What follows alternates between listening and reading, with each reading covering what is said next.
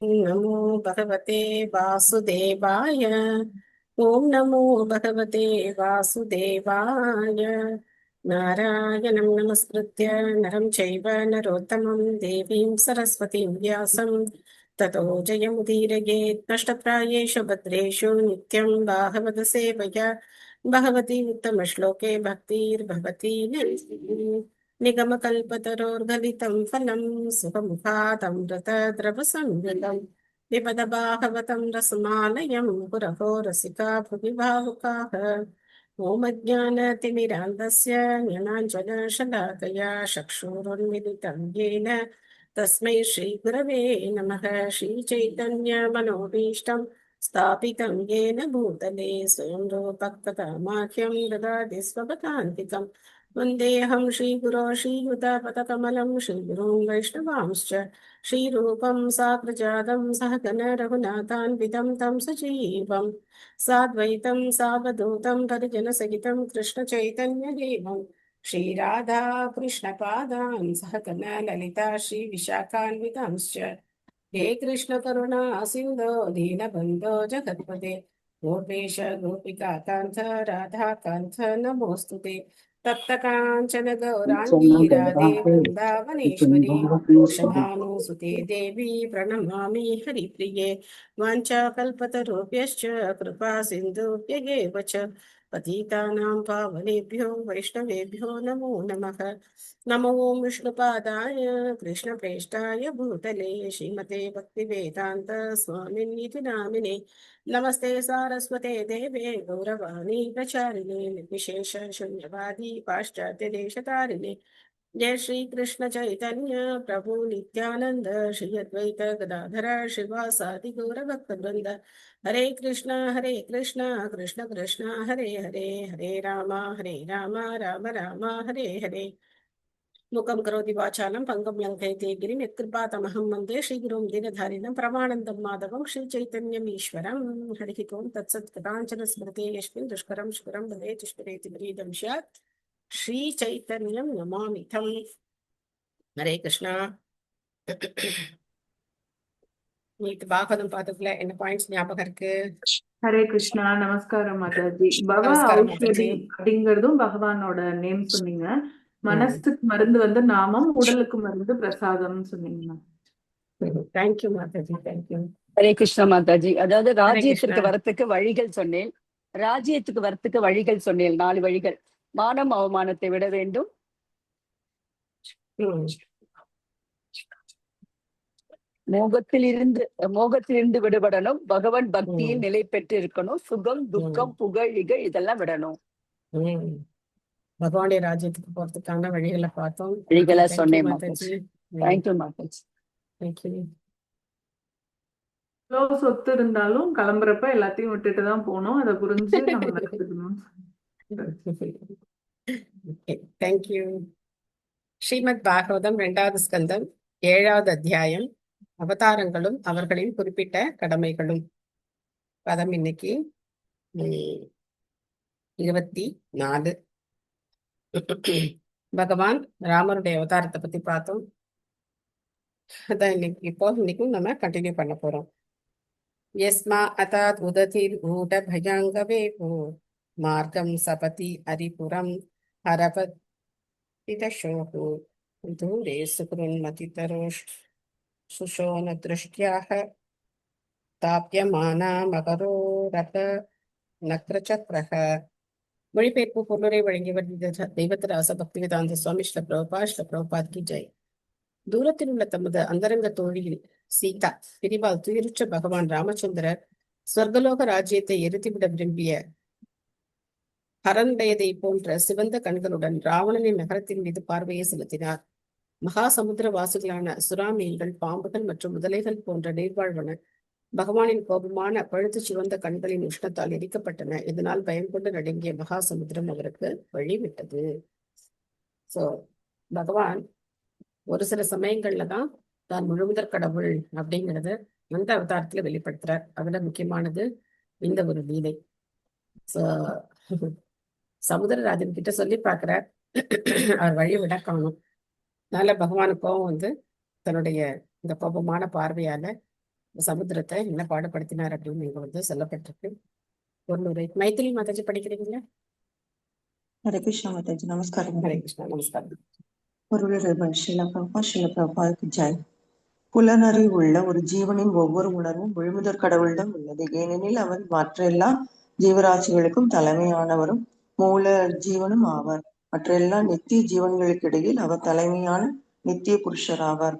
அவருக்கு கீழ்ப்படிந்துள்ள பல நித்தியங்கள் ஒரு நித்திய புருஷரால் பராமரிக்கப்படுகின்றனர். இவ்வாறாக இரு நித்தியர்களும் குணத்தில் ஒன்றுபட்டவர்களாக ஆவர். இத்தகைய ஒற்றுமையால் இரு நித்தியர்களுக்கும் இயல்பாகவே எல்லா வகையான உணர்வுகளும் உள்ளன. ஆனால் இவர்களுக்கிடையே உள்ள வேறுபாடு என்னவெனில், தலைமையான நித்திய புருஷரின் உணர்வுகள் பிற நித்தியர்களின் உணர்வுகளை விட அளவில் வேறானவை ஆகும். ராமச்சந்திரர் தமது பழுத்த சிவந்த கண்களை காட்டிய பொழுது மகா சமுத்திரத்துக்குள்ளே இருந்த ஜீவன்கள் உஷ்ணத்தை உணரக்கூடிய அளவுக்கு சமுத்திரம் முழுவதும் சூடானது. இதனால் சமுத்திர தேவன் பயத்தால் நடுங்கி பகைவனின் நகரத்தை அடைவதற்குரிய சுலபமான ஒரு வழியை பகவானுக்கு அளித்தான். அருவவாதிகள் பகவானின் பூர்ணத்துவத்தில் குறை கண்டுபிடிக்க விரும்புவதால் பௌதிக உணர்வு போல் காணப்படும் இத்தகைய கோபம் அவரிடம் தோன்றியிருக்கவே கூடாது என்று நினைக்கின்றனர். பரமபுருஷர் பௌதிக உணர்வுகளுக்கும் அளவிற்கும் மேலானவர் என்பதை அறிவு பற்றாக்குறையின் காரணமாக அவர்கள் அறிவதில்லை.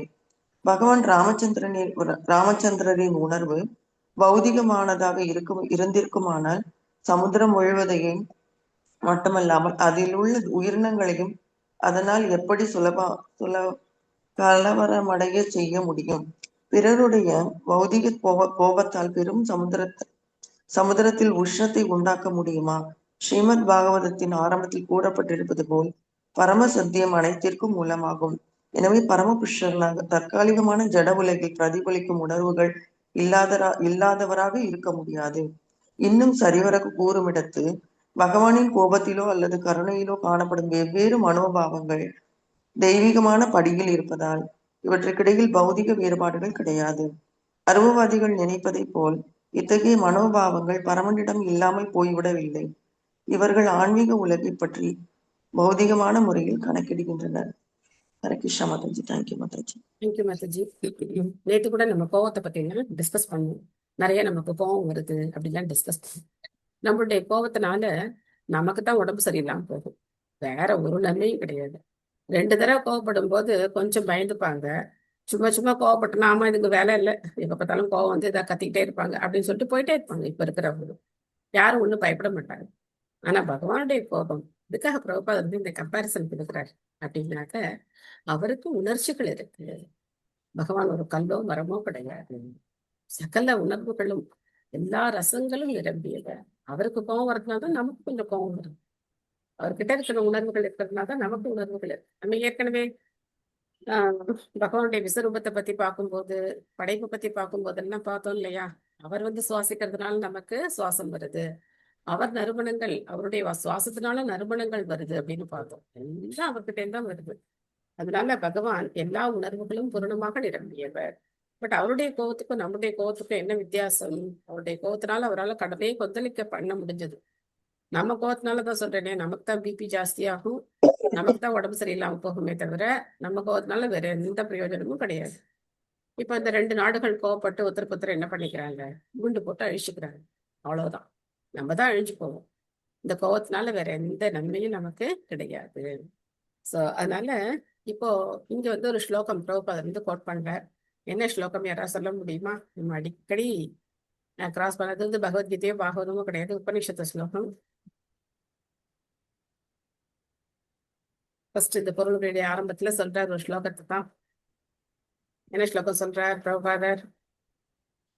ஓகே, இதை இன்னைக்கு நம்ம ஹோம்ஒர்க்கா வச்சுக்கலாமா? நித்யோ நித்யானாம் நித்யோ நித்யானாம் சேதனானாம் ஏகோ பகுநாம்யோ விததாதி காமான். நித்யோ நித்யானாம். தேங்க்யூ மாதாஜி, சாந்தி மாதாஜி. நித்யோ நித்யானாம் சேதனானாம். நித்தியமானவர்கள் 2 பேர். நாமளும் நித்தியமானவர்கள், பகவானும் நித்தியமானவர். ஆனா இந்த 2 பேர்ல யார் வந்து பரம நித்தியமானவர்னா பகவான் தான். முழு பூரணமான நித்தியமானவர் அவர். சேத்தனா நமக்கு உணர்வு இருக்கு, அவருக்கு உணர்வு இருக்கு. நம்ம ஜடம் கிடையாது, நமக்கு உணர்வு இருக்கு, பகவானுக்கு உணர்வு இருக்கு. ஆனா நாம பல பேர், அவர் ஒருத்தர் தான். ஏகோ பகுநாம்யோ விததாதி காமா, நம்ம எல்லாருடைய விருப்பங்களையும் அவர் தான் நிறைவேற்றார்.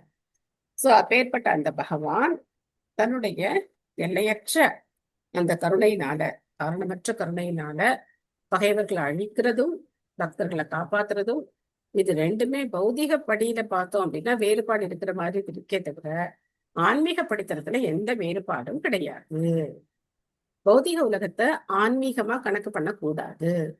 பகவானுடைய செயல்கள் எல்லாமே ஆன்மீகமானவை, அதுல எந்த பௌதிக செயல்களும் கிடையாது அப்படிங்கறத நமக்கு கிளாரிஃபை பண்றாங்க. வக்ஷக ஸ்தல ஸ்பர்ஷ ருக்ன மகேந்திரவாக தந்தை விடம்பித தருஜுஷமூடஹாசம் சத்யோ சுபி சக வினேஷதி தாரஹர்தோ விஸ்பூர்ஜிதை தனுஷ உச்சரதோ திசையே. ராவணன் போரில் ஈடுபட்டிருந்த பொழுது ஸ்வர்கராஜனான இந்திரனை தூக்கிச் சென்ற யானையின் தும்பிக்கை ராவணனின் மார்போடு மோதி சின்னாபின்னமாக உடைந்தது. இவ்வாறு உடைந்து சிதறிய பாகங்கள் எல்லா திசைகளையும் பிரகாசமாக்கின. எனவே ராவணன் தனது வீரத்தில் கர்வம் கொண்டு தன்னை எல்லா திசைகளையும் கைப்பற்றுபவன் என்றெண்ணி போர் புரியும் வீரர்களின் மத்தியில் சுற்றித் திரிய ஆரம்பித்தான். கரகோஷத்தால் ஆட்கொள்ளப்பட்ட அவனது சிரிப்புடன் முழுமுதற் கடவுளான ராமச்சந்திரனுடைய வில்லோசையும் சேர்ந்து கேட்டது. ஆனால் இந்த ஓசைகள் நின்ற பொழுது ராவணனின் மூச்சுக்காற்றும் நின்றது. சோ எவ்வளவு கர்வம், எவ்வளவு பெருமை! ஒரு மனுஷன் என்ன பண்ண முடியும்? எவ்வளவு வரம் வாங்கி வந்திருக்கேன், கடைசியில ஒரு மானிடன் வந்து என்ன என்ன பண்ணிட முடியும் அப்படின்னு சொல்லி ராவணனுக்கு இந்த மிஞ்சிய கர்வம். ஆனா பகவான் மனித ரூபத்துலதான் வந்திருக்காரே தவிர அவர் சாதாரண மனிதனும் கிடையாது. அவஜானந்தி மாமூடா மானுஷிம் தனிமஸ்ருதம் பரம்பாவம் அஜானந்தோ மமபூத மகேஸ்வரம் அப்படின்னு பகவத்கீதையில பகவானே சொல்றார். நான் மனித ரூபத்துல வரும்போது என்று ஒரு சாதாரண மனிதனா நினைக்கிறவர்கள் முட்டாள்கள் அப்படின்னு சொல்றார். இந்திரஜித் என்ன, கும்பகர்ணன் என்ன, எத்தனை வீரர்கள் ராவணன் கூட. ஆனா யாருடைய அந்த செல்வாக்கும் கடைசியில செல்லுபடி ஆகல. பகவான் ராமச்சந்திரனுக்கு தான் ஜெயம், ஸ்ரீராம ஜெயம் இல்லையா? அந்த நாள் தான் விஜயதசமி அப்படின்னு கொண்டாடப்படுது. பகவான் ராமச்சந்திரன் வெற்றியடைந்த நாள் தான் விஜயதசமியா நம்ம வந்து கொண்டாடுறோம். பிரேம பிரதா சச்சி மாதாஜி படிக்கிறீங்களா?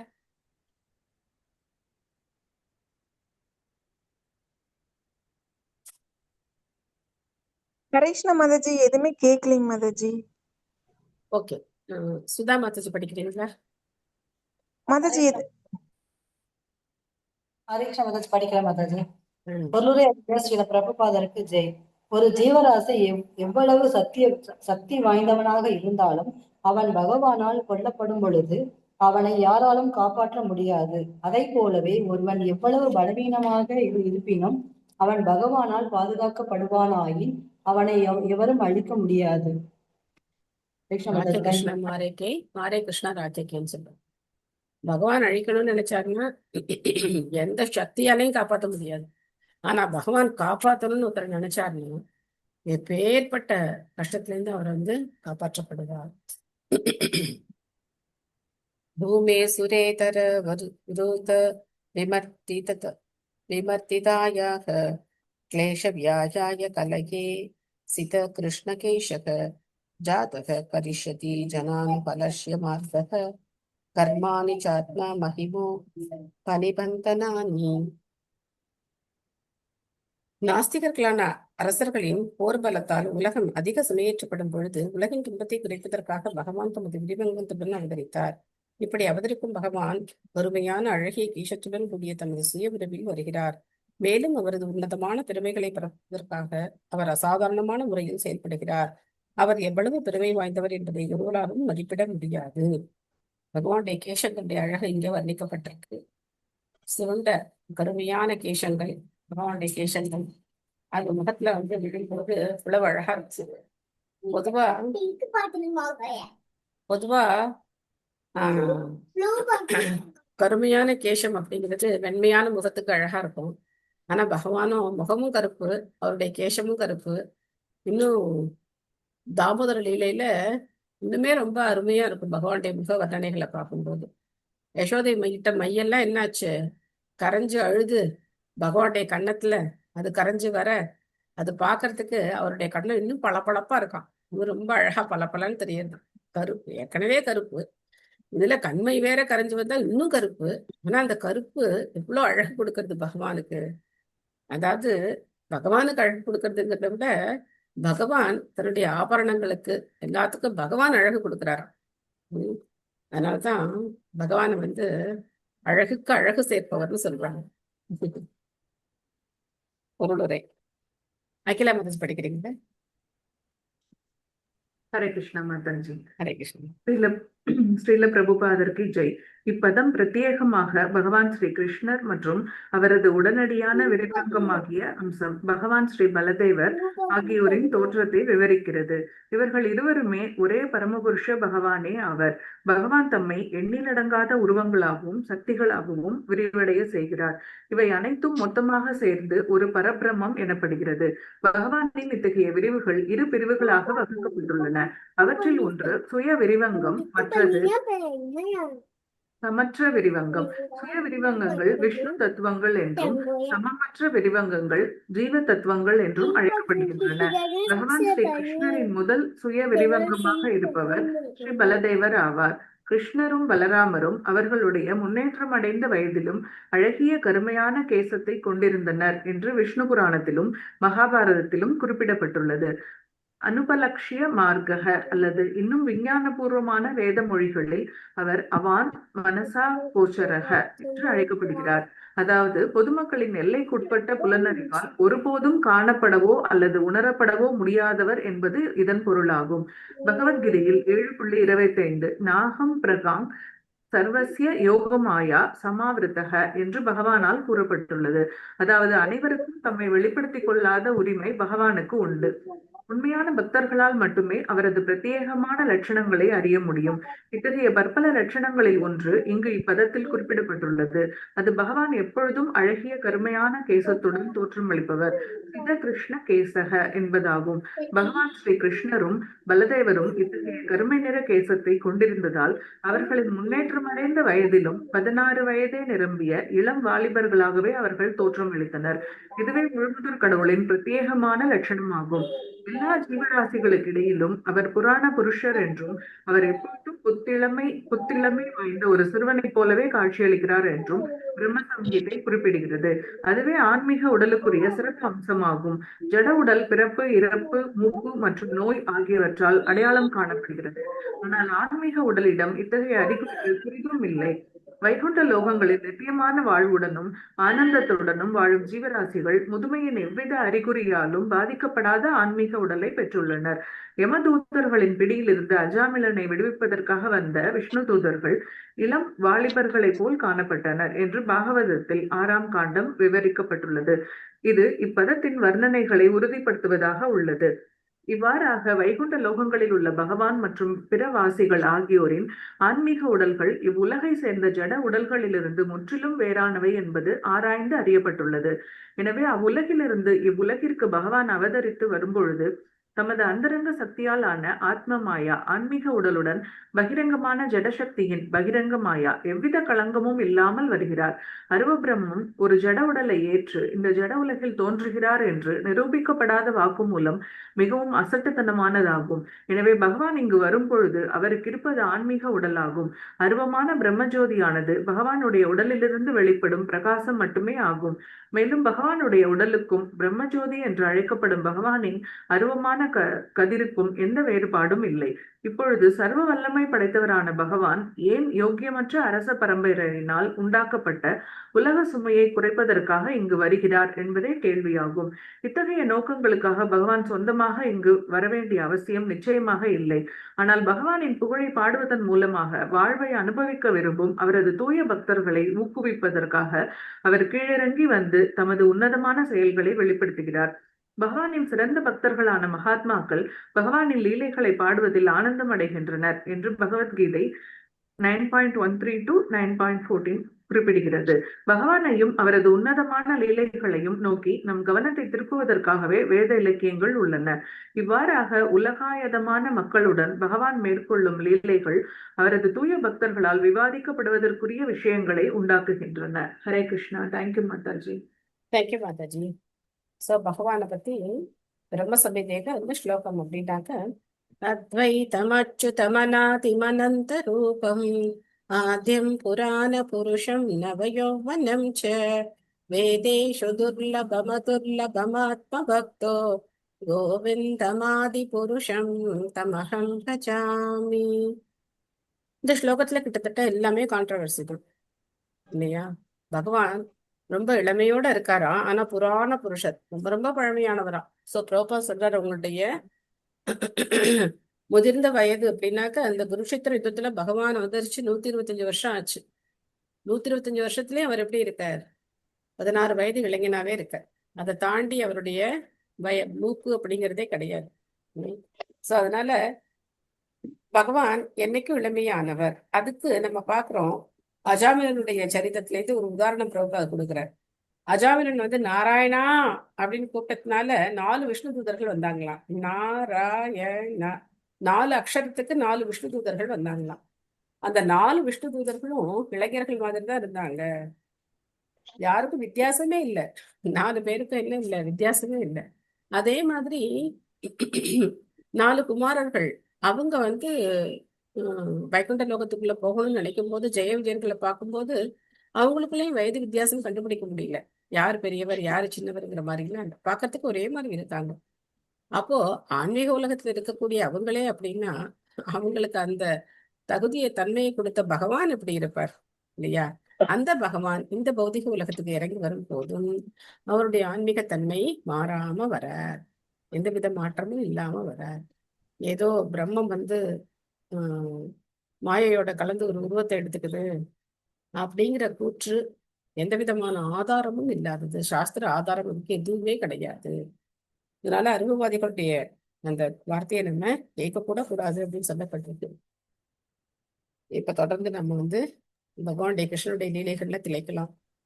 தோகேன ஜீவஹரணம் யத் உடுக்கிகாயாஸ் தைமாசிகஸ்ய சபதா சகடோ பௌருத்தஹ யத் ரிங்கராந்திர ததாந்திர ததேன திலிப்ருசோர்பா உன்மூலனம் இதததா ஜனயோ நபாவ்யாம்.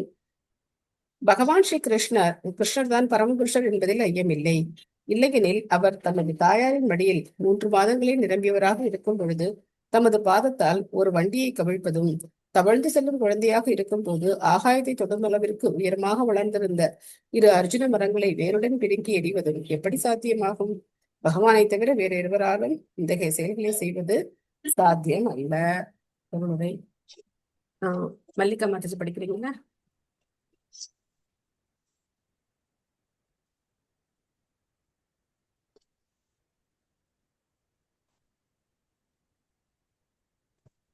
ஹரே கிருஷ்ணா. ஹரே கிருஷ்ணா. பொருளுரை வழங்கிய ஸ்ரீ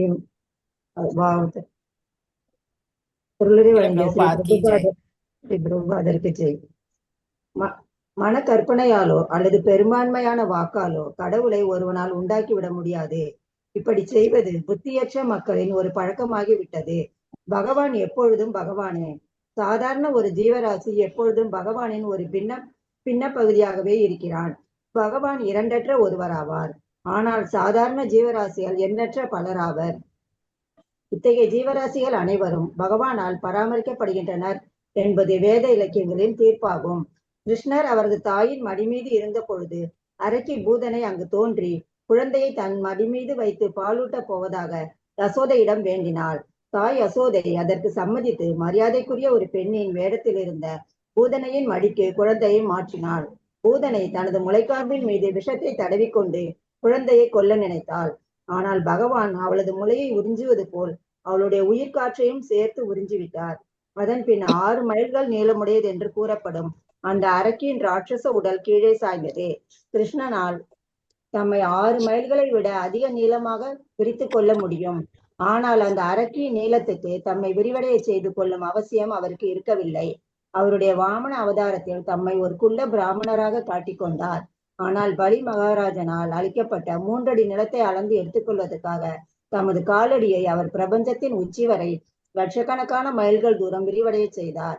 எனவே தமது உடல் அமைப்பை விரிவடைய செய்வதன் மூலமாக ஒரு அதிசயத்தை செய்வது என்பது கிருஷ்ணருக்கு அவ்வளவு கடினமானது அல்ல. ஆனால் யசோதையிடம் உள்ள தமது ஆழமான தாய் பாசத்தின் காரணமாக அவர் அதை செய்ய விரும்பவில்லை. தன் மடி மீதுள்ள கிருஷ்ணர் பூதனை அரக்கிக்கு ஈடாக தம்மை 6 மைல்கள் நீளமாக விரிவடைய செய்ததை யசோதா தேவி பார்த்திருந்தால் அவளது இயற்கையான தாய்ப்பாசம் புண்பட்டிருக்கும். ஏனெனில் தன் மகனான கிருஷ்ணர் உண்மையில் பரமபுருஷர் ஆவார் என்பதை அறிந்தவுடன் இயற்கையான தாய் என்ற முறையில் கிருஷ்ணரிடம் அவளுக்கு இருந்த தாய்ப்பாசத்தை யசோதாமையை இழந்திருப்பாள். ஆனால் பகவான் ஸ்ரீ கிருஷ்ணரை பொறுத்தவரை அவர் தமது தாயின் மடியில் ஒரு குழந்தையாக இருந்தாலும் அல்லது பிரபஞ்சத்தையே அளந்துவிட்ட வாமன தேவராக இருந்தாலும் அவர் எப்பொழுதுமே பகவான் தான். கடுந்தவங்களை மேற்கொள்வதன் மூலம் பகவான் ஆகலாம் என்று சிலர் நினைக்கின்றனர். ஆனால் இந்த முறையில் பகவானாக வேண்டிய அவசியம் கடவுளுக்கு இல்லை. கடுந்தவங்களையும் விரதங்களையும் மேற்கொள்வதால் ஒருவன் பகவானோடு ஒன்றாகவோ அல்லது அவருக்கு சமமாகவோ ஆக முடியாது. ஆனால் பெரும்பான்மையான தெய்வீக குணங்களை அவன் அடைய பெறலாம்.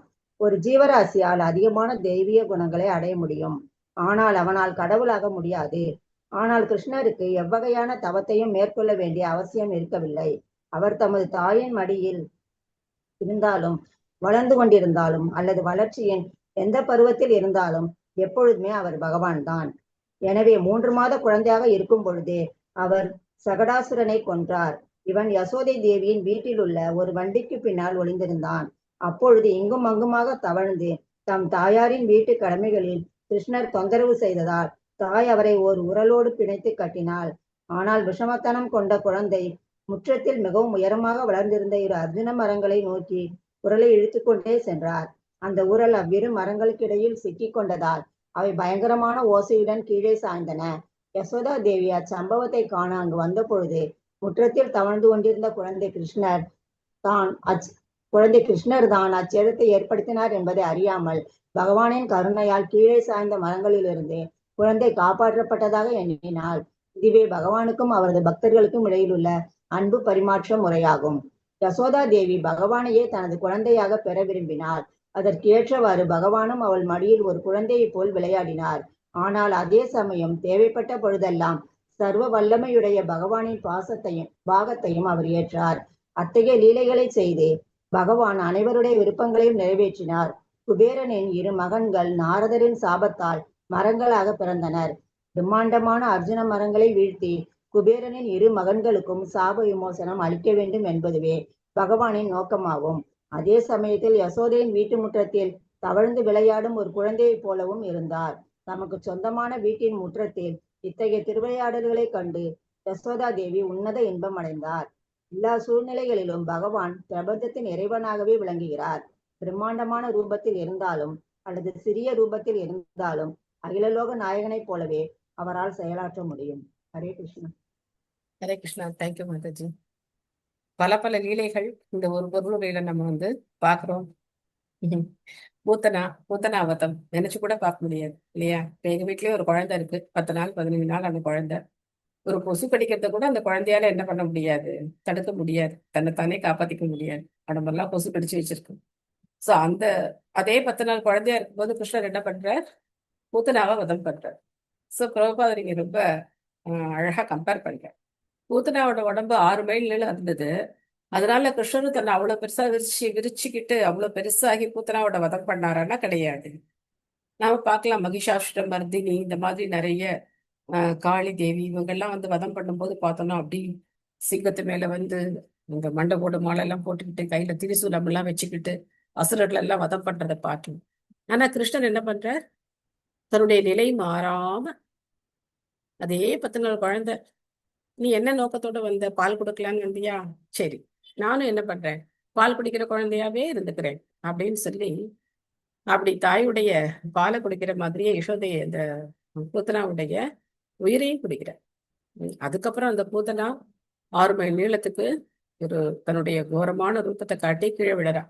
அதுக்கு முன்னாடி நினைச்சாங்களாம் ஏதோ சொர்க்கலோகத்திலேருந்து தேவலோகத்திலேருந்து ஒரு பெண் வந்திருக்கா அப்படின்னு நினைச்சாங்களாம். இவ்வளோ அழகு பூத்தனா. அதனால வெளிப்புற தோட்டத்தை வச்சு நம்ம என்ன பண்ணக்கூடாது, ஒருத்தர முடிவு பண்ணக்கூடாது. உள்ள எப்படி இருப்பாங்கன்னு தெரியாது. வெளியில பாக்குறதுக்கு ரொம்ப அழகா இருந்து உள்ள மனசு பூரா இந்த மாதிரி ஒரு கெட்ட எண்ணம் வச்சு கிருஷ்ணரை பண்ணும்போது பகவான் சொல்றாரு, ஏமாத்துறவங்கள நான் சூது அப்படின்னு சொல்றாரு. இந்த மாதிரிதான் எல்லா அசுரங்களும் ஏமாத்துறாங்க கிருஷ்ணரை.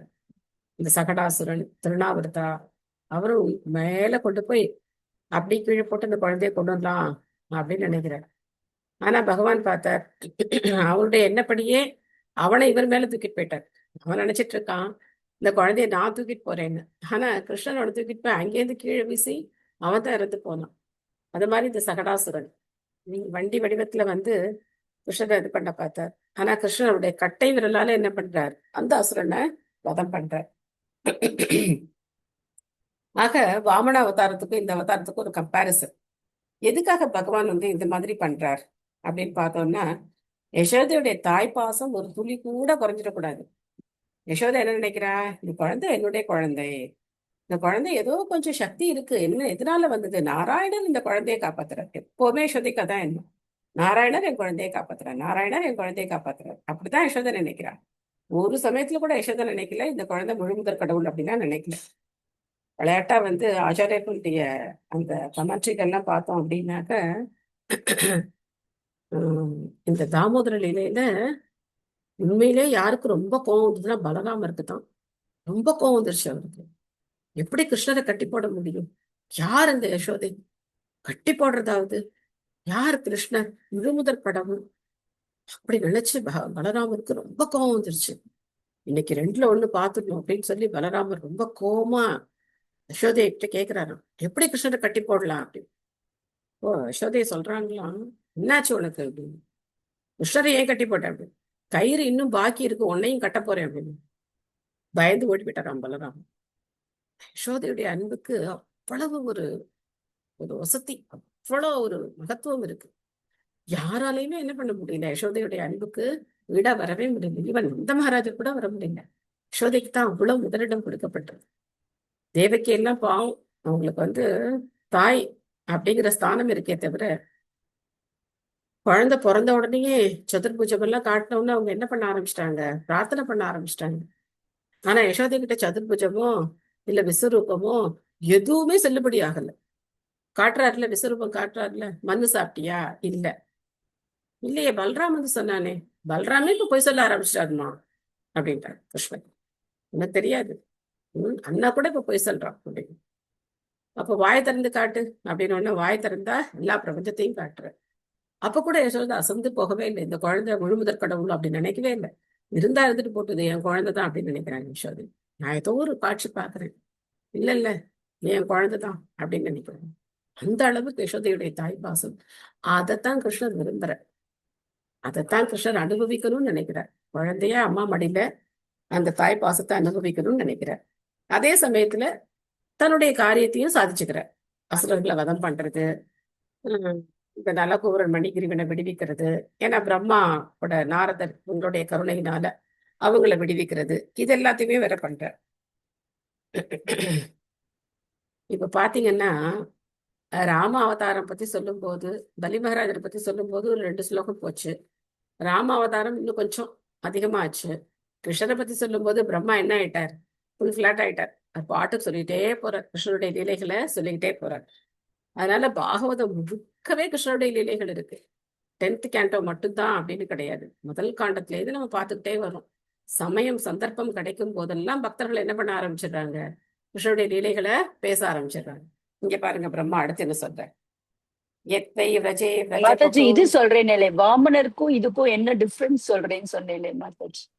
வாமனர் அவதாரத்துக்கும் வாமனர் வந்து தன்னை அந்த 3வது அடிக்கோசரம் 2வது அடியை அளக்கிறதுக்கோசரம் அவ்வளவு பெரிய உருவமா குள்ள உருவமா வந்து தன்னை பெருசா விரிச்சுக்கிட்டார். அதனால அங்க அதிதிக்கு கஷ்யப்பருக்கெல்லாம் அந்த மாதிரி ஒரு வாத்சல்ய பாவம் எல்லாம் அங்க ரொம்ப கிடையாது. கிடைக்கல. உருவத்தை மாத்திக்கிறார், உருவத்தை மாத்த முடியாது, இதெல்லாம் மாத்திக்கவே இல்ல. ஓகே மாதாஜி. சோ வாமனன் மாத்திக்கிட்டார். பட் அங்க வந்து எந்த வாத்சல்ய பாவம் எல்லாம் அங்க இல்ல. அங்க அவர் வந்திருக்கிறது தான் வந்து தன்னுடைய காரியத்தை மட்டும் சாதிக்கிறார் அங்க. ஆனா இங்க தன்னுடைய காரியத்தை சாதிக்கிறார், அதே சமயத்துல தன்னுடைய பக்தர்களுடைய பாவத்துல இருந்து அவர் கொஞ்சம் கூட மாறாம அதே குழந்தையாவே இருந்து பூத்தனா வதம் பண்றார், எல்லா அசுரர்களையும் அவர் வதம் பண்றார். அதான் சொல்லணும். Thank you Mataji. Thank you Mataji. Hare Krishna. Thank you. Hare Krishna. யத்வை व्रजे व्रजपशून् देवतो यपीतान् बालामस्तु अजीवयत् अनुग्रहदृष्टिवृष्ट्या तत्कत्तयेति विषवीर्यविलोलजिह्वम् உச்சயிஷ்யத் உரகம் நிகரன் பிரதிஞ்ஞாம். மேலும் இடைச்சிறுவர்களும் அவரது மிருகங்களும் யமுனை நதியின் விஷம் தோய்ந்த நீரை பருகிய பொழுது தமது கருணை மிகுந்த பார்வையினால் தமது பிள்ளை பிராயத்தில் பகவான் அவர்களை உயிர்ப்பித்தார். பிறகு யமுனா நதியின் நீரை தூய்மைப்படுத்துவதற்காக விளையாட்டாக அதற்குள் குதித்து விஷத்தை கக்கிக் கொண்டு அங்கு பதுங்கியிருந்த காளிங்க நாகத்தை அவர் தண்டித்தார். பரமபுருஷரை தவிர வேறெவரால் இத்தகைய வீர பராக்கிரமங்களை செய்ய முடியும்? சோ இந்த குழந்தையாவே அவர் அதை பண்றார். காளிங்கனும் 1000 தலைகள் இருக்கு காளிங்கனுக்கு. ஆனா பகவான் அதே குழந்தை உருவத்துலதான் இருக்கார். அவர் ஒன்றும் பெருசா மாறல, வேற எந்த எதுவும் பண்ணல. அப்படி ஒரு தலையில இருந்து இன்னொரு தலை, ஒரு தலையில இருந்து இன்னொரு தலை. அதுவும் இந்த காளிங்கன் பாம்பு தண்ணிக்குள்ள இருக்கிறதுனால எவ்வளவு வழுக்கும் இல்லையா? அந்த பாம்போட உடம்பே வழுக்கும், வழவழன்னு இருக்கும். அதுவும் தண்ணிக்குள்ளே இருக்கு. அது எப்படி வழுக்கும்? எப்படி அது மேல நிற்க முடியும்? பாம்பை பார்த்தாலே படையும் நடுங்கும்னு சொல்லுவாங்க. ஆனா அந்த குழந்தை என்ன பண்றார் பகவான்?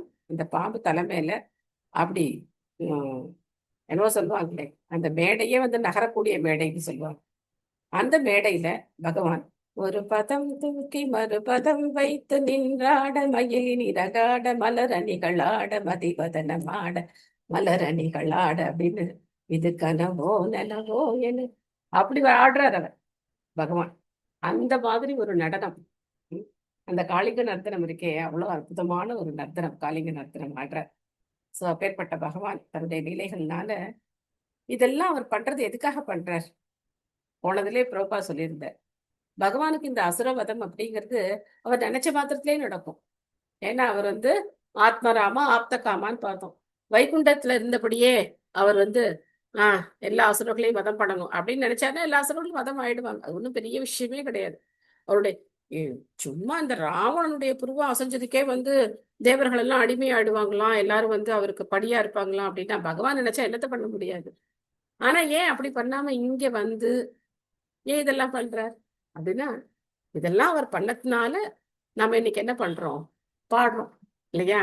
குபேராத்மஜோ பக்த மூர்த்தை வயத்வ त्वया मोक्षितौ भक्ति भाजकृतौ च तथा प्रेम भक्तिं स्वकाम्ये प्रयच्छ न मोक्षे ग्रहमेस्ति दामोदरेह அப்படின்னு பாடுது.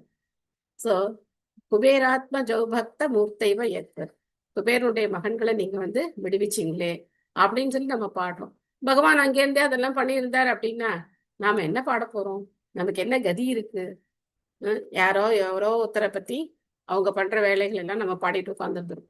அதான் பண்ணியிருக்கோம் இல்லையா? சினிமா பாட்டு, அவங்கள புகழ்ந்து இவங்களை புகழ்ந்து பகவானை புகழணும், அவரை ரசிக்கணும், அவருடைய லீலைகளை நம்ம மயங்கி போகணும், நம்ம மனசை பறி கொடுக்கணும். இதெல்லாம் நமக்கு தெரிஞ்சிருக்காது. அதனால தன்னுடைய பக்தர்களுக்கு ஆனந்தத்தை கொடுக்கறதுக்காக வரார். பக்தர் இல்லாத என்ன மாதிரி ஆளுங்களுக்கு கவர்ந்து இழுக்கிறதுக்காக பகவான் இந்த லீலைகளை இங்க பண்றார். சோ அதனால பகவான் பரம காருண்யத்தோட கருணையோட இறங்கி வந்திருக்கார். தற்கர்ம திவ்யம் இவயன் நிஷி நிக்ஷயானம் தவாக்னினா கசிவனே பரிதஹ்யமானே உன்னேஷ்யதி விரஜம் அதோ அசிகாந்த காலம் அவசிதாந்த காலம் நேத்ரே பிதாபிய சபலோ நதிகம்ய வீர்யக. பகவான் காளிய நாகத்தை தண்டித்த அன்றிரவில் பிரஜபூமி வாசிகள் கவலையின்றி உறங்கிக் கொண்டிருந்த பொழுது உலர்ந்த இலைகளின் காரணமாக காட்டில் தீப்பற்றி கொண்டது. இதனால் பிரஜவாசிகள் அனைவரும் உறுதியாக மரணத்தை சந்திக்கப் போகிறார்கள் என்று தோன்றியது. ஆனால் பகவான் பலராமருடன் தமது கண்களை மூடிக்கொண்டதன் மூலமாக அவர்களை காப்பாற்றினார். பகவானின் உன்னதமான லீலைகள் இத்தகையவை ஆகும். பிரஜவாசிகளே சும்மா சொல்ல முடியாது. பகவான் என்ன சொல்றாரோ கேட்கிறாங்க. எல்லாரும் கண்ணை மூடிக்கோங்க, நெருப்பு பத்தி எரியுது, எல்லாரும் கண்ணை மூடிக்கோங்க அப்படின்னா யாராவது அதை கேட்பாங்களா? நெருப்பு எரியிற நெருப்பு காட்டு தீ எல்லாரையும் விழுக வருது. அப்ப எல்லாரும் கண்ணை மூடிக்கோங்க அப்படின்னா யார் கண்ணை மூடுவா? எல்லாரும் தாங்க எப்படி தப்பிச்சு போலாம் அப்படின்னு தான் பார்ப்பாங்க. ஆனா கிருஷ்ணர் சொன்னா அவங்க எல்லாம் என்ன பண்றாங்க? கண்ணை மூடிக்கிறாங்க. உடனே கிருஷ்ணன் என்ன பண்ற? இந்த காட்டு தீ அப்படியே விழுங்கிடுற. சோ இதுதான் பகவான் சொல்றது அந்த பக்தர்கள் அப்படியே கேட்கிறாங்க. நம்பிக்கை 100% இருக்கு, 100% நம்பிக்கை இருக்கு. நாரதர் சொன்னார், மிருகாரி கிட்ட உன்னோட வில்லு அம்பு எல்லாத்தையும் உடைச்சு போடு அப்படின்னாரு. மிருகாரி யோசிக்கவே இல்லை. இந்த வில்லு அம்பை உடைச்சு போட்டா எனக்கு சாப்பாட்டுக்கு நான் என்ன பண்றது, நாளைக்கு நான் எப்படி சாப்பிடுவேன், என்னுடைய குடும்பத்தை எப்படி காப்பாத்துவேன் அப்படின்னு யோசிக்கவே இல்லை. ஓகே, நாரதர் சொல்றார், குரு சொல்றார் அப்படின்னு உடைச்சு போட்டார். அதே மாதிரி பிரபுபாதர் சொன்னார், நீ வந்து லண்டன்ல போய் பிரச்சாரம் பண்ணுங்க அப்படின்னு சொன்னார். அவங்க எல்லாம் யோசிக்கவே இல்லை, உடனே கிளம்பி போயிட்டாங்க. கை குழந்தைய தூக்கிட்டு அவங்க பாட்டுக்கு லண்டனுக்கு போயிட்டாங்க. 3 பேர், 3 ஜோடிகள் போனாங்க. போய் எவ்வளோ கஷ்டப்பட்டு பிரச்சாரத்தை பண்றாங்க. ஒரு இடத்துல இந்தியால பார்த்தோன்னா ட்ரெயின் போயிட்டே இருக்கு. ஒரு ஸ்டேஷன்ல ட்ரெயின் நிக்குது. பிரபா சொல்றாரு, அங்க பக்கத்துல இருக்கிற பார்த்து, இந்த ஸ்டேஷன்ல நீ இறங்கி இந்த ஊர்ல பிரச்சாரம் பண்ணு அப்படிங்கிற. அவ்வளவுதான். அவனுக்கு வந்து நான் வந்து 1 லட்சம் பணம் கொடுக்குறேன், இடம் பார்த்து வச்சிருக்கேன், கோயில்லாம் இருக்கு, நீ அங்க போய் ஜம்முன்னு மடாதிபதியா உட்காந்துக்கிட்டு பிரச்சாரம் பண்ண, அப்படிலாம் இந்த இயக்கம் வரல. எப்படி வந்தது? இந்த அசைக்க முடியாத நம்பிக்கையின் மூலமா தான் இது பரவி இருக்கு. சொன்னதை உடனே கேக்குறாங்க. ஆனா நமக்கு இப்ப என்னாச்சு, அந்த மனோபாவம் குறைஞ்சுக்கிட்டே வரும். அதனால்தான் பிரபுபாதர் சமயத்துல எப்படி இருந்தது அப்படின்னா, வந்த உடனே 16 மாலை ஜபம் பண்ணணும், 4 சட்டத்திட்டத்தை ஃபாலோ பண்ணணும். ஆனா இன்னைக்கு நம்ம குரு மகாராஜர்லாம் இந்த மாதிரி என்ன பண்றாங்க, ஒரு மாலை சொல்லுங்க, ஒரே ஒரு மாலை ஜபம் பண்ணுங்க அப்படின்னு நம்ம கிட்ட சொல்றாங்க. நாம 16 மாலை வர்றதுக்கே என்ன பண்றோம், பல நாள் ஆகுது, நமக்கு வருஷங்கள் கூட ஆகுது சில சமயத்துல 16 மாலை ஜபத்துக்கு வர்றதுக்கு. 4 மாலை பண்ணிட்டு இருக்கேன், 8 மாலை பண்ணிட்டு இருக்கேன், 10 மாலை பண்ணிட்டு இருக்கேன், டைம் இல்லை, ஏதோ நம்ம சொல்லிட்டே இருக்கோம். ஏன் அந்த ஸ்ரத்தை நம்ம கிட்ட இல்லை, இந்த ஸ்ரத்தை இல்லை. இதெல்லாம் நம்மளை காப்பாத்துன்னு நினைக்கிறோம். ஆனா 16 மாலை ஜபம் தான் நம்மளை காப்பாத்தும். இந்த விரஜவாசிகளை பாருங்களேன், இந்த நிஜமா இதெல்லாம் அன்இமேஜினபிள். இந்த ஒரு நெருப்பு அப்படியே பெருசா அந்த காட்டு தீ அப்படியே வந்துட்டு இருக்கு. கண்ணை மூடிக்கொண்டா யார் கண்ணை மூடுவா, யார் கண்ணை மூடுவோம்? சாதாரணமா கண்ணை மூடி விளையாடும் போதே நம்ம என்ன பார்ப்போம், இடுக்கு வழியா எங்கேயாவது தெரியுதா, நம்ம எங்கேயாவது இடிச்சுக்க போறோமா அப்படின்னு பார்ப்போம். நம்ம விளையாட்டு கூட நம்மளால என்ன பண்ண முடியாது, அந்த மாதிரி இருக்க முடியாது. ஆனா உயிர் போற அந்த சமயத்துல கூட அவங்க என்ன பண்றாங்க, பகவான் சொல்றதை அப்படியே கேட்கிறாங்க, கண்ணை மூடிக்கிட்டாங்க. சோ ஆச்சாரியர்களுடைய வாக்கு அப்படிங்கிறது பகவானுடைய வாக்குக்கு சமம் அப்படின்னு நம்ம ஏற்கனவே பார்த்தோம். பிரம்மா சொன்னார் இல்லையா, நான் சொன்னது எப்பவுமே பொய்யாகிறது இல்லை அப்படின்னு சொன்னார். அது மாதிரி பிரபுபாதர் நமக்கு சொல்றார், 16 மாலை ஜெபம் பண்ணுங்க, 4 சட்டத்திட்டம் ஃபாலோ பண்ணுங்க அப்படின்னு சொல்றார். அதை நாம என்ன பண்ணணும், அப்படியே ஃபாலோ பண்ணணும். இதெல்லாம் யோசிக்கவே வேண்டாம். வெங்காயம், பூண்டு, காஃபி, டீ, இதெல்லாம் ஒண்ணும் கிடையாது. இதெல்லாம் ஆரம்பத்துல ஒரு சின்ன சின்ன தடைகள் மாதிரி தான், நம்ம மனசுக்கு சின்ன சின்ன தடைகள் மாதிரி தான். அதையெல்லாம் மீறி நம்ம என்ன பண்ணணும், பகவானுக்கு நிவேதனம் பண்ணணும் அப்படிங்கிற அந்த தீர்க்கமான ஒரு ஒரு ஒரு ஆசை மனசுல இருக்கணும். எதுவுமே பகவானுக்கு நிவேதனம் பண்ணாம நம்ம சாப்பிடக்கூடாது. ஏன்னா இது வந்து போகா, அந்த போகாவை அனுபவிக்கக்கூடிய போக்தா அவர் தான். அவருக்கு கொடுத்துட்டு அதுக்கப்புறம் நாம தானே அனுபவிக்க போறோம். அவர் நமக்கு தானே திரும்ப கொடுக்குறாரு, அது பிரசாதமா கொடுக்குறாரே. அதனால அந்த ஒரு நன்றி உணர்வோட நம்ம என்ன பண்ணணும், பகவானுக்கு நிவேதனம் பண்ணிட்டு அதுக்கப்புறம் அதை நம்ம பிரசாதமா ஏத்துக்கணும். அது மாதிரி பகவானுடைய நாமத்தை கிரமமா நம்ம 16 மாலைகள் ஜபம் பண்ணணும். இப்போ நாளைக்கு ஏகாதசி. அது மட்டும் இல்லாம தவ திரு ஜெயபதாக சுவாமி குருமராஜருடைய வியாஸ் பூஜையும் கூட அருமையான நாள். அவருடைய பிரபுபாதர் மேல அவருக்கு இருக்கிற அசைக்க முடியாத நம்பிக்கை, அந்த ஆழ்ந்த நம்பிக்கை, அசைக்க முடியாத நம்பிக்கை, விசுவாசம், அதெல்லாம் அவர் இன்னி வரைக்கும் என்ன பண்றாரு, மெயின்டைன் பண்றாரு. இன்னைக்கும் அவர் வந்து சொல்லல, நான் அவ்வளவு பெரிய குரு, நான் அவ்வளவு பேருக்கு தீட்சை கொடுத்துருக்கேன் அப்படின்னா அவர் நினைக்கவே இல்லை. பிரபுபாதர் எனக்கு இன்னும் நிறைய கட்டளைகள் கொடுத்துருக்காரு, நான் இன்னும் நிறைவேற்றல, அதையெல்லாம் நான் நிறைவேற்றணும், அதுக்கு எனக்கு உதவி பண்ணுங்க அப்படின்னு தான் சொல்றாரு. இன்னைக்கும் தீட்சை கொடுத்துக்கிட்டே இருக்கார். இன்னைக்கும் சிலைக்காம தீட்சை கொடுத்துக்கிட்டே இருக்கார். எவ்வளவு பேர் தீட்சை வாங்கிக்கிட்டு அதனுடைய மகத்துவம் தெரியாம அதை ஃபாலோ பண்ணாம இருக்காங்க. பட் அதை பத்திலாம் அவர் கவலைப்படவே இல்லை, அதை பத்திலாம் கவலைப்படவே இல்லை. அவர்கிட்ட நம்ம வந்து கொஞ்சம் நெருங்கி பார்த்தோம் அப்படின்னாக்க ஒரு கால்குலேஷன் வச்சிருப்பார். நீ வந்து ஹரே கிருஷ்ண மகாமந்திரம் வந்து ஒரு 10 தடவை சொன்ன அப்படின்னா கூட, அப்போ நீ 1 வாரம் சொல்ற அப்படின்னாக்க நீ 70 மந்திரம் சொல்லிடுவ. அந்த மாதிரி எப்பவுமே அந்த கால்குலேஷன் அவர்கிட்ட இருந்துகிட்டே இருக்கும். எப்படி ஒரு பணக்காரங்க வந்து இந்த பணத்தை இங்க போட்டா இத்தனை ரூபாய் கிடைக்கும், இத்தனை வட்டி வரும், இத்தனை வரும், இந்த இதுல போட்டா நமக்கு இவ்வளவு கிடைக்கும் அப்படிலாம் அவங்க கால்குலேஷன் பண்ணிட்டே இருப்பாங்க இல்லையா. அந்த என்ன சொல்றது, இந்த ஷேர் மார்க்கெட் காரங்க எல்லாம் கால்குலேட் பண்ணிட்டே இருப்பாங்க இல்லையா. அந்த மாதிரி இவர் வந்து நம்மலாம் எப்படி நாமம் சொன்னா, மக்கள் எப்படி நாமம் சொன்னா என்ன நன்மை அடைவாங்க, அதேதான் அவர் கால்குலேட் பண்ணிட்டே இருப்பார். சோ ஒரு ஹரே கிருஷ்ணா சொல்ல வைப்பாரு. எல்லாரையும் எப்படியாவது ஹரே கிருஷ்ண மந்திரத்தை சொல்ல வைக்கணும். அதான் அவரோட ஒரே கோல். அது ஹாஸ்பிட்டலா இருந்தாலும் சரி, அவர் ஐசியூல இருந்தாலும் சரி, அவர் ஏர்போர்ட்ல இருந்தாலும் சரி, அவர் டிராவல் பண்ணாலும் சரி, என்ன பண்ணிட்டு இருந்தாலும் சரி, அவருடைய நோக்கம் ஒண்ணுதான். நாம சாண்டிங் பண்ணணும். அது ஒண்ணுதான் அவருடைய நோக்கம். அதனாலதான் அவர் வந்து இந்த மாதிரி ஸ்பிளிட் பண்ணி எல்லாம் நமக்கு வந்து ஈஸியா கொடுத்தார். ஒரு மாலையில இருந்து ஆரம்பிச்சு 16 மாலைக்கு வரட்டும் அப்படின்லாம் கொடுத்தார். இல்லைன்னா எடுத்த உடனே 16 மாலைன்னா என்ன பண்ணுவாங்க? பயந்து எல்லாம் ஓட்டமா ஓடி போயிடுவாங்க இல்லையா? 16 மாலை ஜெபம் பண்ணணுமா அப்படின்னு சொல்லிட்டு ஓடியே போயிடுவாங்க. சோ ஆச்சாரியர்கள் எவ்வளவு கருணையோட நமக்கு இதை கொடுக்குறாங்க அப்படின்னு சொல்லி நம்ம பார்க்கலாம். சோ இந்த ஹரே கிருஷ்ண விசுவாசம் மாதாஜி. ஹரே சொல்லுங்க கிருஷ்ண. மாதாஜி. அந்த பகவான் மட்டும்தான் கண்ணை மூடி, இந்த விஜயவாசிகள் கண்ணை முடிக்கல இல்ல மாதாஜி. பலராமரும் இல்ல இல்ல இல்ல இல்ல இல்ல பகவானும் தான். பிரஜவாசிகள் கண்ணை மூடிக்கிறாங்க. ஆனா இங்க அப்படி இப்போ பகவான இவரால் விசுவாசிகளை உறுதியாக மரணத்தை சந்திக்க போகிறார்கள் என்று தோன்றியது. ஆனால் பலராமனுடன் தமது கண்களை மூடிக்கொண்டது மூலமாக அவர் அவர்கள் முடிக்கிறார். பட் வந்து அவங்களையும் முடிக்க சொல்றார். இந்த இடத்துல ஓகே அந்த லீலை விரிவா வரும்போது நம்ம எப்படி பார்க்கலாம், டீடைலா பார்க்கலாம். சரிங்க. Sorry thank you.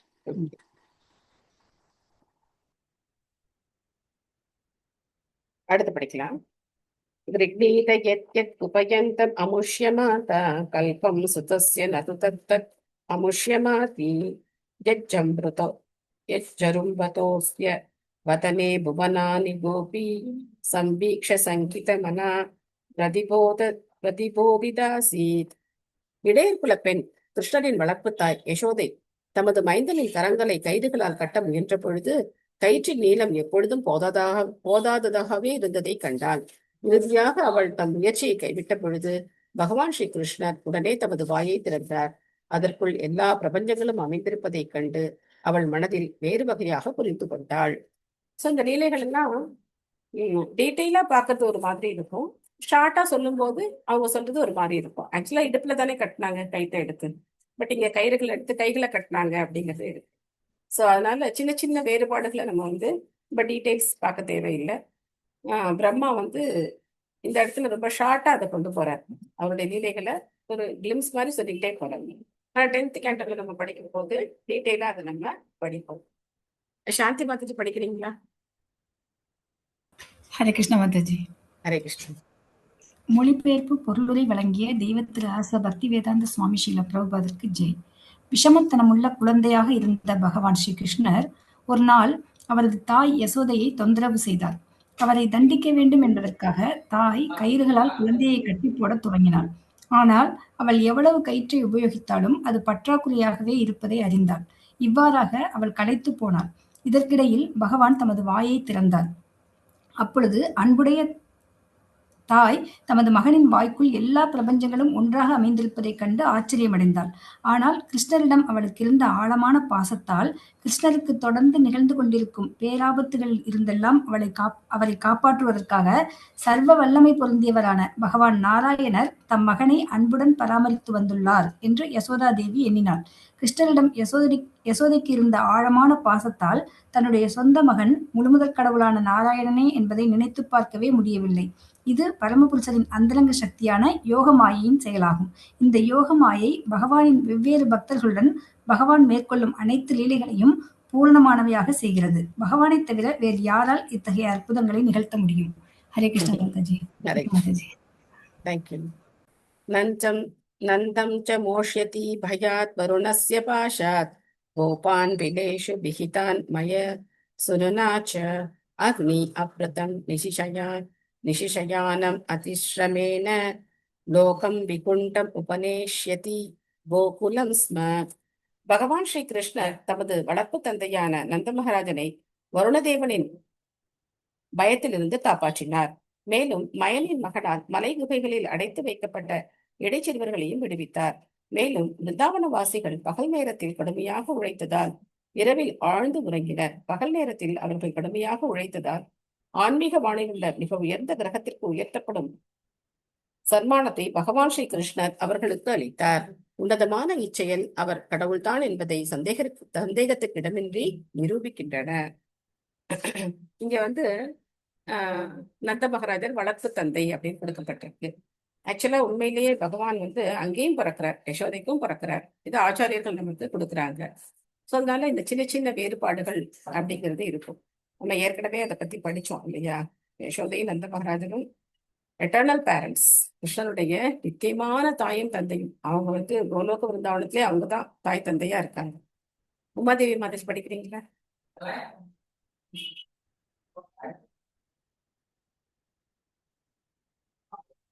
மாதாஜி அன்மியூட் பண்ணிக்க.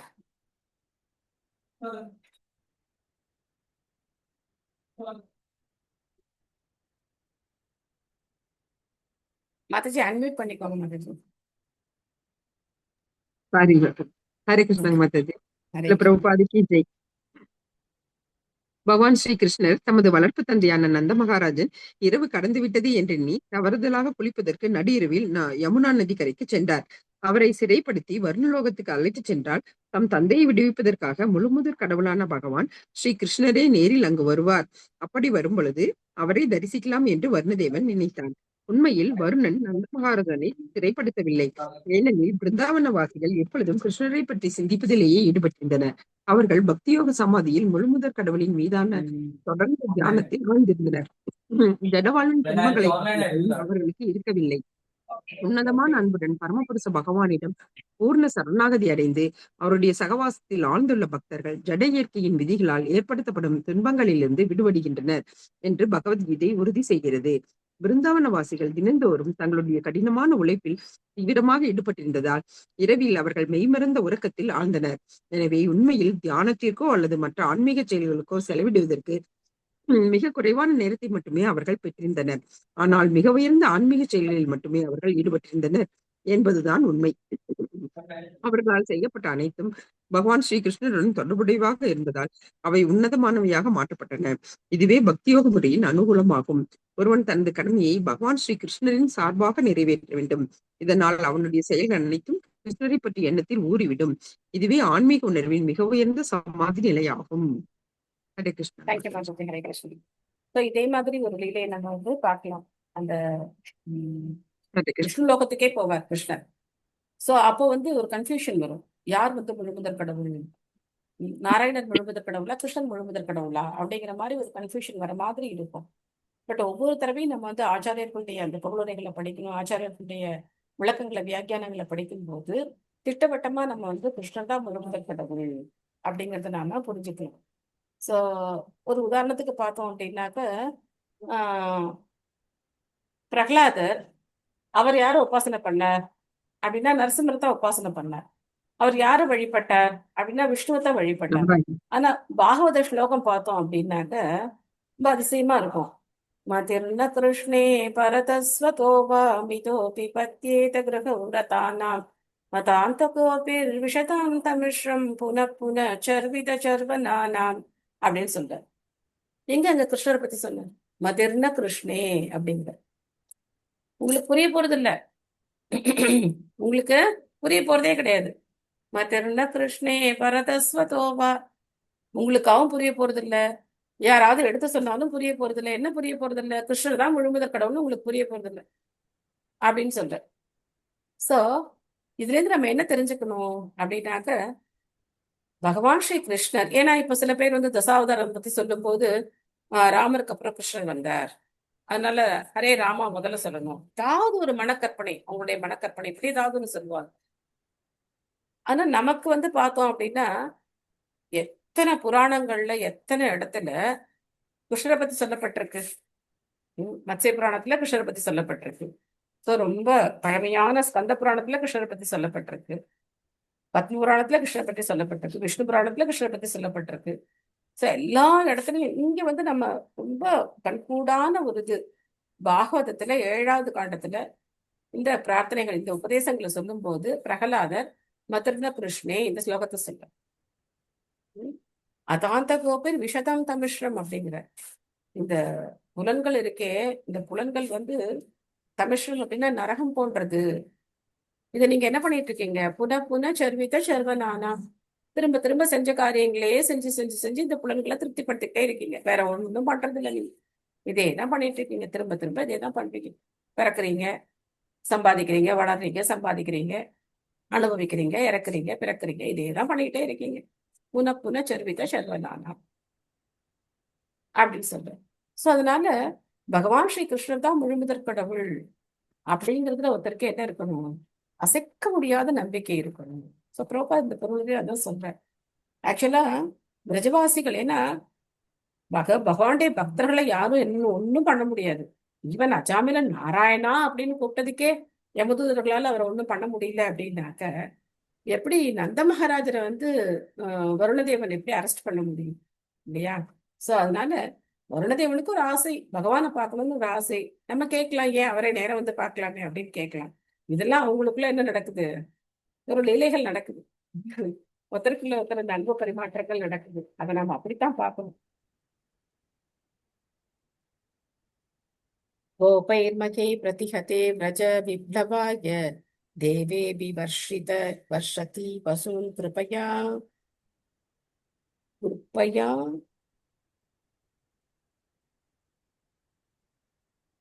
அது இது ஒரு ஸ்பெல்லிங் மிஸ்டேக் இருக்கு. தர்ஷோச்சி லீந்திரம் இவ சபத் தினானி சபத் வருஷோ மகீந்திரம் அனகைக கரே சலீலம். பிருந்தாவனத்து இடையர்கள் கிருஷ்ணனின் யோசனைப்படி சொர்க்கராஜனான இந்திரனுக்கு யாகம் இயற்றுவதை நிறுத்தினர். இதனால் பிரஜபூமி எனப்படும் நிலம் முழுவதும் 7 நாட்களாக தொடர்ந்து பெய்த கடும் மழையால் அழித்துக் கொண்டு போய்விடக்கூடிய அபாயம் ஏற்பட்டது. அப்பொழுது பகவான் ஸ்ரீ கிருஷ்ணர் 7 வயதை நிரம்பியவராக இருப்பினும் தமது தனிப்பெரும் கருணையினால் கோவர்தனம் எனப்படும் மலையை ஒரே கரத்தால் மேலே தூக்கி பிடித்தார். நீரின் பலமான தாக்குதலில் இருந்து மிருகங்களை காப்பாற்றுவதற்காகவே இதை அவர் செய்தார். சோ அடுத்த லீலை கோவர்தன லீலை. தெய்வ பிரதா சச்சி மாதாஜி படிக்கிறீங்களா? ஹரே கிருஷ்ண மாதாஜி. ஹரே கிருஷ்ணா. மாதாஜி. சுவாமி ஸ்ரீல பிரபுபாதாக்கு ஜெய். பொதுவாக தவளையின் குடை எனப்படும் ஒரு விளையாட்டை குழந்தைகள் விளையாடுவார்கள். பகவான் ஸ்ரீ கிருஷ்ணர் 7 வயதை நிரம்பியவராக இருந்த பொழுது பிருந்தாவனத்தில் கோவர்த்தன பர்வதம் எனப்படும் பெரிய மலையை வெடுக்கென பிடுங்கி தொடர்ந்து 7 நாட்களாக ஒரே விரலால் அதை தூக்கி பிடித்துக் கொண்டிருக்க அவரால் இருந்தது. ஸ்வர்கராஜாவான இந்திரனின் கோபத்திலிருந்து பிருந்தாவன வாசிகளையும் மிருகங்களையும் காப்பாற்றுவதற்காகவே இவ்வாறு அவர் செய்தார். பிரஜபூமியின் வாசிகள் இந்திரனுக்கு செய்ய வேண்டிய யாகத்தை செய்யாததே இச்சம்பவம் நடப்பதற்கு காரணமாயிற்று. உண்மையில் பரமபுருஷரின் தொழில் ஒருவர் ஈடுபட்டிருந்தால் தேவர்களுக்கு யாகம் இயற்ற வேண்டிய அவசியம் இல்லை. தேவர்களின் திருப்திக்காக வேத இலக்கியங்களில் சிபாரிசு செய்யப்பட்டுள்ள யாகங்கள் மேலதிகாரிகளான தேவர்களின் இருப்பை யாகம் இயற்றுபவர்கள் உணர்வதற்குரிய ஒரு வகையான தூண்டுதலாகும். தேவர்கள் பௌதிக விவகாரங்களை ஆட்சி புரியும் மூர்த்திகளாக பகவானால் நியமிக்கப்பட்டவர்களாவர். பகவத்கீதையில் தேவ வழிபாடு பரமபுருஷரை மறைமுகமாக வழிபடும் முறை என ஏற்றுக்கொள்ளப்படுகிறது. ஆனால் பரமபுருஷரை நேரடியாக வழிபடும் பொழுது தேவர்களை வழிபடுவதற்கோ அல்லது குறிப்பிட்ட சூழ்நிலைகளில் சிபாரிசு செய்யப்பட்டுள்ளதை போல் அவர்கள் அவசியமில்லை. எனவே ஸ்வர்கராஜனான இந்திரனுக்கும் யாகம் செய்ய வேண்டாம் என்று பிரஜபூமி வாசிகளுக்கு பகவான் ஸ்ரீ கிருஷ்ணர் அறிவுரை கூறினார். ஆனால் இந்திரன் பிரஜபூமியில் உள்ள பகவான் கிருஷ்ணரை அறியாமல் பிரஜபூமியின் வாசிகளிடம் கோபம் கொண்டு வஞ்சம் தீர்த்து கொள்ள முயன்றார். ஆனால் பகவான் பிரஜபூமியின் வாசிகளையும் மிருகங்களையும் தமது சுய சக்தியினால் காப்பாற்றினார். இதன் மூலமாக பரமபுருஷரின் ஒரு பக்தனாக நேரடியாக ஈடுபட்டுள்ள எவரும் பிரம்மா சிவன் உட்பட வேறெந்த தேவரையும் திருப்திப்படுத்த வேண்டிய அவசியமில்லை என்பதை ஸ்ரீகிருஷ்ணர் உறுதியாக நிரூபித்து காட்டினார். இவ்வாறாக பகவான் ஸ்ரீகிருஷ்ணரே முழுமுதற் கடவுள் என்பதை இச்சம்பவம் சந்தேகத்திற்கு இடமின்றி நிச்சயமாக நிரூபித்துள்ளது. மேலும் அவர் தாயின் மடியில் உள்ள ஒரு குழந்தையாகவும் 7 வயது ஒரு சிறுவனாகவும் மற்றும் 125 வயது உடைய ஒரு கிழவனாகவும் இருக்கும் எல்லா சூழ்நிலைகளிலும் அவர் பரமபுருஷரை போலவே செயற்படுகிறார். எந்த சூழ்நிலையிலும் அவர் சாதாரண மனிதனின் படியில் இருந்ததே இல்லை. மேலும் அவரது முதிர்ந்த வயதிலும் அவர் 16 வயது வாலிபனை போல் தோற்றமளித்தார். இவை பகவானுடைய உன்னதமான உடலின் முக்கிய அம்சங்களாகும். Thank you Mataji. Hare Krishna. Hare Krishna. Thank you Mataji. Thank you Mataji. So Govardhana லீலை அற்புதமான லீலை. பிரஜவாசிகளுக்கு சொல்றது மூலமா உலகத்துக்கே பகவான் சொல்ற தேவர்கள் எல்லாம் வழிபட வேண்டிய எந்த அவசியமும் தேவையும் கிடையாது. பகவானை சொல்றா போதும். கர்மகாண்ட பகுதிகளில் மாட்டிக்கிட்டோம் அப்படின்னாக்க அதை நம்மளால இன்னைக்கு சரியா கூட அதை நிறைவேற்றவும் முடியாது. அப்படி பண்ணாலும் அடையக்கூடிய பலன் வந்து நிரந்தரமான பலனும் கிடையாது. மறைமுகமா பகவானை வழிபடுறதை விட நேரடியா பகவானை வழிபடுறது தான் சிறந்தது. அதனால ஹரே கிருஷ்ண கிருஷ்ண கிருஷ்ண ஹரே ஹரே, ஹரே ராம ராம ராம ஹரே ஹரே அப்படிங்கிற மகாமந்திரத்தின் மூலமா நாம பகவானை வழிபட்டு நாம என்ன செய்யணும்? பகவானுக்கு நிவேதனம் பண்ணி அதை நாம பிரசாதமா ஏத்துக்கிட்டா போதும். இது ரொம்ப எளிமையான வழிமுறை, கலியுகத்துக்கான எளிமையான வழிமுறை. நடைமுறையில நம்ம வந்து கண் கூட அதனுடைய ரிசல்ட் நம்ம வந்து பார்க்கலாம் இல்லையா? ஹரே கிருஷ்ண மகாமந்திர ஜபம் பண்ண பண்ண பண்ண எப்படி நமக்குள்ள மாற்றம் ஏற்படுது, நாம எப்படி பக்தி பாதையில கொஞ்சம் கொஞ்சமா முன்னேறுறோம் அப்படிங்கிறத கண் கூட நம்ம வந்து பார்க்கலாம். ஒரு ஒரு விஷயத்திலேருந்தும் நம்ம வந்து விடுபட்டு தூய்மையான பக்தி தலத்துக்கு வரணும் அப்படிங்கிற ஆசை எல்லாருக்கும் இருக்கா இல்லையா? நம்ம கிட்ட எத்தனையோ குறைகள் இருக்கு, ஆனா மனசுல அந்த ஆசை இருக்கு இல்லையா? நாமளும் தூய்மையா பக்தி பண்ணணும் அப்படிங்கிற ஆசை நமக்கும் இருக்கு. எல்லாத்துலேருந்து விடுபடணும் அப்படிங்கிற ஆசையெல்லாம் நமக்கும் இருக்கு. அந்த எண்ணங்கள் வரதே என்னது ரொம்ப அரிதானது. இந்த மாதிரியான விருப்பம், பகவானுக்கு பக்தி பண்ணணுங்கிற விருப்பம் வரதே ரொம்ப அரிதானது. சோ அந்த பாதையை நோக்கி நம்ம கொஞ்சம் கொஞ்சமா முன்னேறதுக்கு பகவானுக்கு நம்ம பிரார்த்தனை தான் பண்ணணும். உங்களுக்கு ஏதாவது சந்தேகங்கள், கேள்விகள், கருத்துக்கள்? இதுலயே இந்த 10வது காண்டம் வந்துடுறது இல்லையா கிருஷ்ணரோட எல்லா லீலையும்? தேர்ட் காண்ட படிக்கும் போது அப்படிதான் உத்தவர் கிட்ட விதுரர் ஒரு கேள்விதான் கேட்பார். உடனே உத்தவர் வந்து அப்படியே முழுக்க அந்த ஆனந்த பரவசத்துல போய் முழுக்க முழுக்க பகவானை பத்தி 1 அத்தியாயம் 2 அத்தியாயம் போயிட்டே இருப்பார். எல்லா லீலைகளையும் பிறந்ததுலேருந்து ஃபுல்லா சொல்லிக்கிட்டே இருப்பார். சோ அதனால பாகவதம் முழுக்கவே என்ன இருக்கு, கிருஷ்ணருடைய லீலைகளை நாம பார்த்துட்டே இருக்கலாம். வேற ஏதாவது கேள்விகள் இருக்கா? ஹரே கிருஷ்ண மாதாஜி.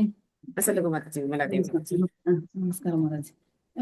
பிருகு முனிவர் வந்து யார் முழுமுதற் கடவுள்னு ஒரு யாகம் வளர்க்கறதுக்காக போவார்ல மாதாஜி. அப்ப 3 அபராதம் பண்ணுவாரு. ஒண்ணு வார்த்தையால சிவனை கடுமையா பேசிடுவாரு. அதுக்கப்புறம் வந்து செயலால விஷ்ணுவ இது பண்ணுவாரு. பிரம்மாட்ட வந்து என்ன பண்ணுவாருன்னு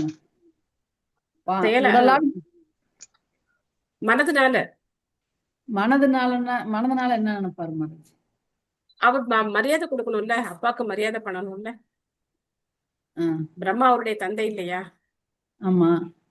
அவர் மரியாதை கொடுக்கலையே. இவர் பிருகு முனி மரியாதை கொடுக்காம போய் நின்றுவாருங்களா?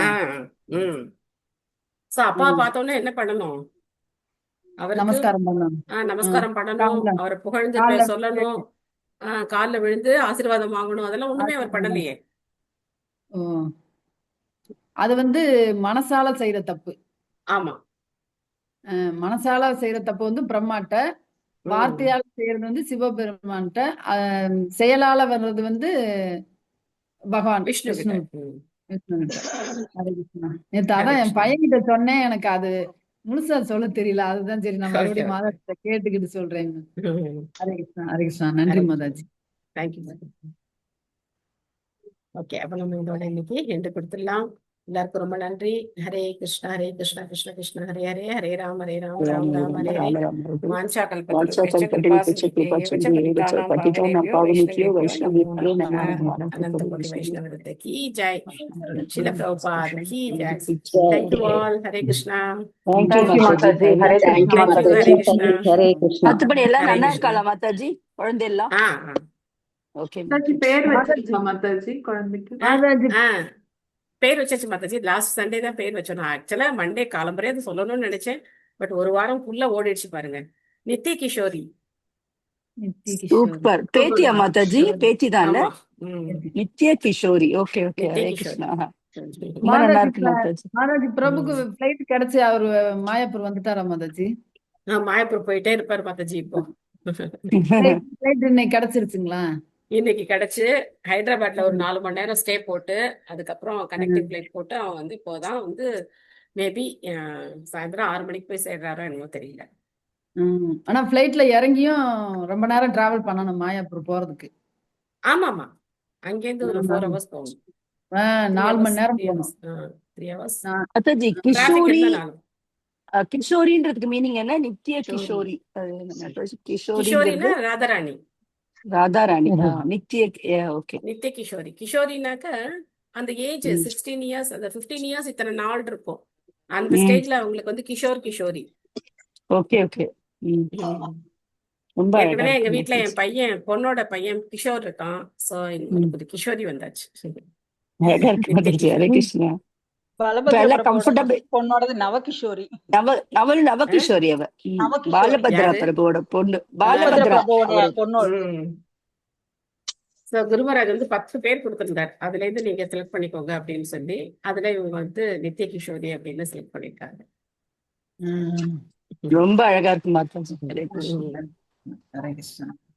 ஹரே அது கிருஷ்ணா. எவ்வளவு தேங்க்யூ கிஷோரி மாதாஜி. வேலையெல்லாம் பார்த்துட்டு வந்திருக்காது. இந்த பூமிக்கு வரும்போது ஒரு புயல் மாதிரி. எல்லாம் நல்லதுக்கு தான். அதான் பகவான் ஒவ்வொரு ரியலைசேஷன் நமக்கு கொடுக்குறாரு. அவரை சார்ந்து இருக்கிறதுக்கு ஒவ்வொரு நிமிஷமும் நான் இருக்கேன் அவரை நீ சார்ந்து இருக்க. கவலைப்படாதேன்னு. Thank you okay Mataji. மாதாஜி. ஹரே எங்க கிருஷ்ணா கொடுத்துறேன். மாதாஜி. ஹரே கிருஷ்ணா. ஹரே கிருஷ்ணா.